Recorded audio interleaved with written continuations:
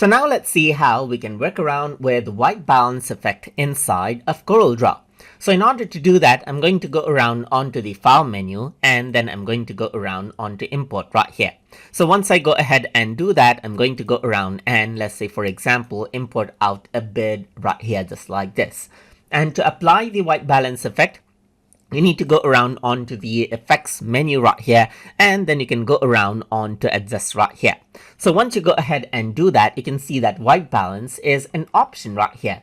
And with the white balance, what you can do is you can change around the temperature, as you can see right here. So you can see that you can make it much more warmer, or you can go ahead and make it much more cooler, just like this as well.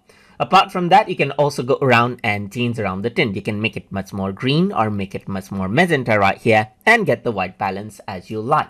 So this is what you have, and you can see that the before it's much more yellowish right here, but as I enable out the white balance effect, and this is what you have right here, just like this, this is the effect that you get at the end.